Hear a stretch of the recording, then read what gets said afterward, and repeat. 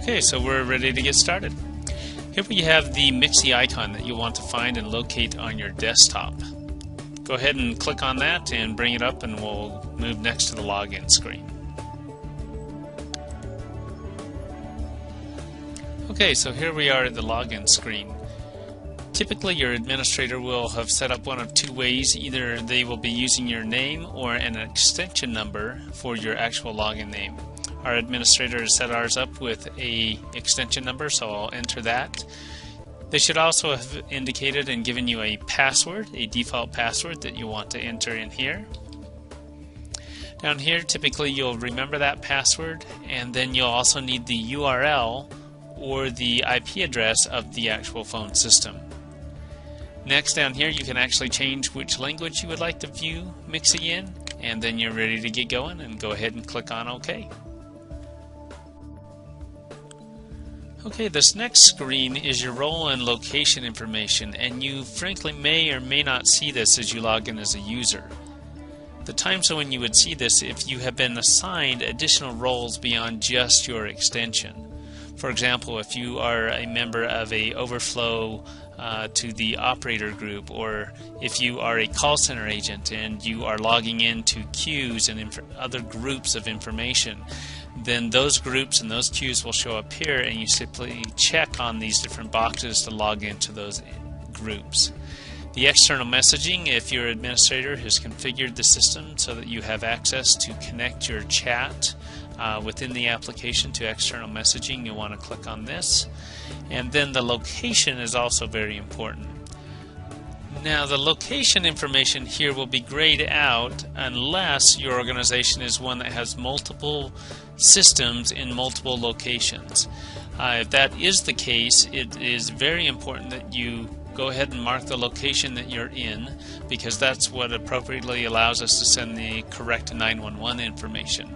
So that will map you to the local system and send out the appropriate information. So make sure that you check the correct location as you log in, and then we're ready to go, and go ahead and hit OK. Okay, so this is the main MXIE window.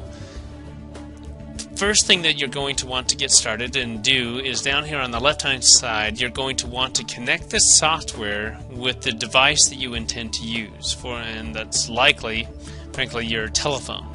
If you're a call center agent and using a soft phone, I'll also show you how to connect to the soft phone as well. So let's get started. We'll go ahead and hit bind and bind to. And for those of you that are using a physical phone, you're likely going to want to bind to a phone by a call from that specific phone device. So go ahead and click on this option, bind to a call from the device, and hit next. Then it will tell you that you need to pick up the phone and dial this code within the next X amount of seconds. So let's dial star 27002, and that will then connect us, and we have now been successfully bound our phone to the software. Now, if you are a call center agent or someone that wants to use a soft phone, let's walk through that process one more time. We'll hit here, go bind to, and this time we're going to bind to the internal soft phone and hit next. And that will change us from a physical phone to a USB headset now that we've connected to the system, and we would be bound and connected to that soft phone. Okay, and go ahead and hit finish. One more time, I'm just going to go back to a phone because that's where most people will likely reside, is with a physical phone. So I am going to go with a call from the device. This will give us a good chance to show this again. I'll lift up the phone, hit star 27003, and now I will be connected to that phone as I'm now successfully bound, and I'll go ahead and hit finish. So now my phone and my software are finally connected, and I'm ready to go. Let's move on over here to the right hand side of the screen, and we'll talk about present statuses. Now over here on the right hand side of the screen, you'll see an available and a little green circle here indicating available. You'll also see those same icons along the top up here. You're available, not available, busy, at lunch, and so forth. These are your present indicators. So essentially what this does is allows people across the organization, and for that case across the world, if you have multiple sites across the world, to be able to see each one of you and your presence, live presence throughout the organization. This will probably be one of the greatest advantages that you guys will see in this new Zultys phone system, is the ability for you to be able to see live the status of every user in every location throughout the organization. So the way that this works is, to change a status is quite simple. You simply just click, and if I'm not available, I click not available, and it indicates it there as well as down here. And then to the other users in the system, now I would be indicated as not available. The other thing that goes along directly with your presence statement is also your presence note. So for example, let's say that today when I go to lunch, I choose to be very helpful and kind to my coworkers and actually indicate the time that I will be back from lunch. So I will say back at 1 p.m. today. And so now when I mark as at lunch, the other users in the system will not only see that, but they'll actually see the little notes associated with it as well, and they can obviously tell that I'll be back at 1 p.m. today. The way that they will see that is in these groups as you set up groups and users over here, and we'll go over that next. So now before I continue on, I'm going to go ahead and I'll mark myself back as available in the office today, and put a nice little note there as I continue on. In this section, this is your buddy section, and for many of you, when you first log into the MXIE for the first time, you won't see anything here at all. These are groups that have already been created by our administrator, and you as a user can go in and create these different groups, and I'll show you now how to actually do that to see the different users and so forth. Let me show you a couple of these groups that have been set up already, and essentially these are different, this one's for IT, and there's a series of users in here. I can see each of the different users. I can see Dave has actually put in a nice little presence note today of excellent. We have the other users that are assigned into this area in this group, and Jeff's also put in a presence note today as well, and that's why you're seeing those underneath their individual statuses. These people, the little icon down here in this little section, that's what indicates a note. So the ones that don't have notes, you won't see the little page icon down here in the bottom left hand corner. Jeff is marked as available, and these others, these people are actually not logged into the MXIE client and application, and that's why they'll see a appear offline, or you'll see a blank or no presence statement here. Within the other users and groups, again, to open these groups and close these groups, just click on the little plus signs and they'll open and close, and then I can see each of the individual users. So let's show you how to create your own groups. If you don't have any groups within here, you will right click in the open space and you're going to create a group. So we'll go ahead and hit that. Let's create a tech support group. Tech support. Once I've assigned that group, now I want to add buddies into that group. The quickest way, and the way that I like to do it the best, is to come up here to your address book. When you click on the address book, you're going to see that you have all of these users that are up and available. Up here, you'll see that you have several different options. One of those is your MX, or your phone system directory. When you go into the MX directory, all of the different users throughout all of the different sites will show up in this section, and you can scroll through them. So let's say that we want to add a few people into this tech support group. So what I do is I actually click on Al, and then I'll just hold that down and I'll drag and drop Al right up here into this tech support group, let him go, and now he's been added into that group very simply and easily. And I'll just continue to do that. Let's throw a few of these other people into our tech support group.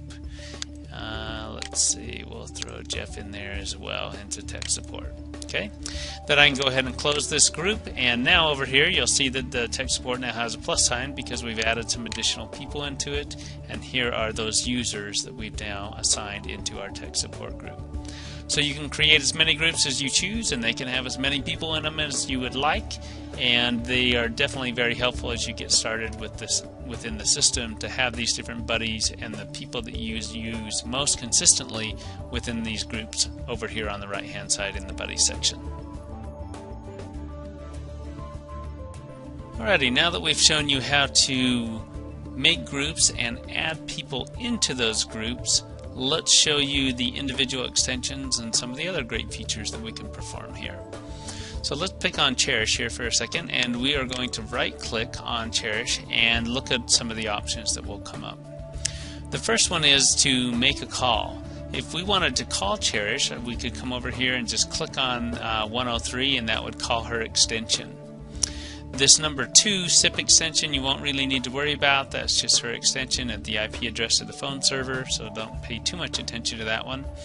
But the intercom is one that you may use depending on the types of phones that you have. If you call their extension, it will simply ring. But if you go to intercom, that actually allows you to go hands-free intercom into their office. Now, it does put their phone in mute when you come in, but it does allow you to make an announcement, and depending on the settings of the administrator and how you guys do business, some people like intercom and some people don't, but both options are available by going this direction. Now, a quicker way to make a phone call, frankly, is just to, if Cherish is here, you can just click on her, drag her into the open call window, and drop that call right here. And you'll see that automatically it starts ringing to Cherish, and if and when she picked up the phone, which she just did, then now we are connected to Cherish in this indication right here. These options that pop up are our transfer, park, and hold, but we'll come back to those in a little bit. I want to keep going over here on this right hand side, and we'll hang up on the phone call with Cherish here. So over here, the next option down, other than making a phone call, is to send an instant message. So if we wanted to indicate to her that we have somebody or something's going on, or we want to communicate with Cherish, we can go ahead and hit this send an instant message. And down in this section, then now I have the ability to type in the message that I want to send to her. And go ahead and hit send. Then when she responds, obviously we can go back and forth, and we have the opportunity to just communicate with our chat back and forth. You can actually, in some of these little sections over here, if I wanted to say, oh, I'm tired of chatting, I just want to talk to her, I can click on this and it would actually place a phone call to her and so forth. But the chat in the chat window is fantastic, and I think you guys will really enjoy that function of the system itself. Okay, the other options then, if once we get past chat, is the next one is text message history. Now let's say that Cherish and I had a conversation last week and I want to go back and review that. I can click on the text message history. I can go back and say, okay, well, I want to see it from last Thursday or Friday, I think is when I had that conversation. I can click on other different options with my filter and so forth. We won't go into too much detail here, but essentially you have the ability to go back and look at chats and conversations there. The next one is if I wanted to send an email to Cherish, I could. If you're connected specifically with Outlook, then it'll pop up your Outlook and you'll be ready to go, and it'll put her information directly into the fields there for you already. If I want to send a voicemail to Cherish, I can click on the send a voicemail, and I can go ahead and record that. Click on the little record here button here, and I can start recording this option and so forth. Go ahead and stop. Now, depending on your settings, it'll either do that through your headset or through your phone, depending on the settings you have set.